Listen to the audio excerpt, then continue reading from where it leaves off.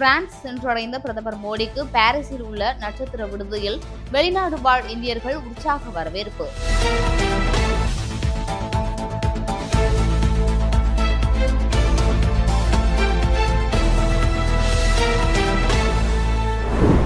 சென்னை மற்றும் அதனை சுற்றியுள்ள மாவட்டங்களின் ஆட்சேபணையற்ற புறம்போக்கு நிலங்களில் வசிக்கும் மக்களுக்கு பட்டா வழங்க ஒப்புதல். 86,000 பட்டாக்கள் வழங்கப்பட உள்ளதாக முதலமைச்சர் ஸ்டாலின் அறிவிப்பு.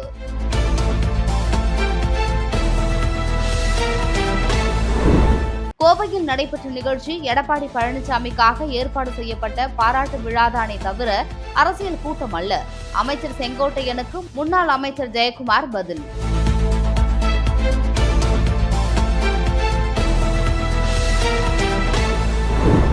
அதிமுக தனது கட்டுப்பாட்டில் தான் இருக்கிறதா என எடப்பாடி பழனிசாமிக்கு பயம். சட்டத்துறை அமைச்சர் ரகுபதி விமர்சனம்.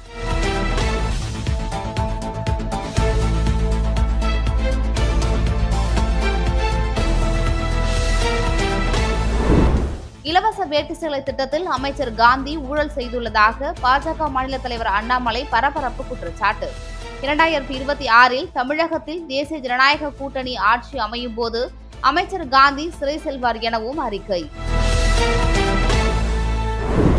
தமிழக வெற்றிக் கழக தலைவர் விஜய் மற்றும் தேர்தல் வியூக அமைப்பாளர் பிரசாந்த் கிஷோர் திடீர் சந்திப்பு. சென்னை நீலாங்கரை வீட்டில் 2.5 மணி நேரம் தீவிர ஆலோசனை.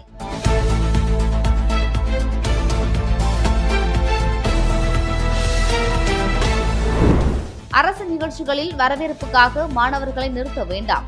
சுற்றறிக்கை அனுப்பி கடுமையாக பின்பற்ற வேண்டும் என சென்னை மேயர் பிரியாவிடம் அமைச்சர் மா சுப்பிரமணியன் அறிவுறுத்தல்.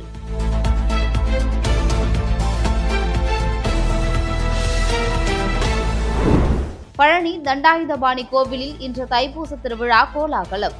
பக்தர்களின் வசதிக்காக மதுரை பழனி இடையே இன்றும் நாளையும் சிறப்பு ரயில் இயக்க ஏற்பாடு.